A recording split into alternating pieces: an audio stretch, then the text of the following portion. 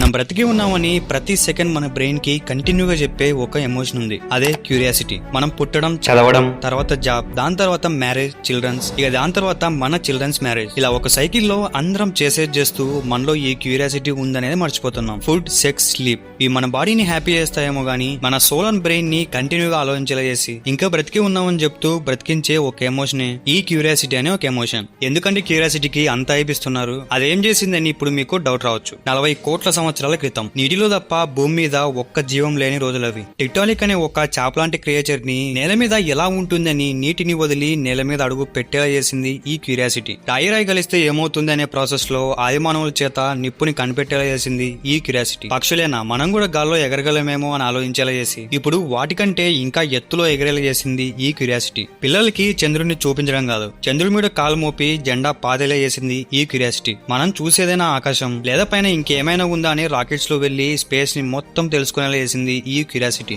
ఇలా ఒక్క క్రియేచర్ క్యూరియాసిటీతో నేల మీద అడుగు పెట్టడం వల్లే ఇంత ఎవల్యూషన్ జరిగింది. So be curious about what you don't no.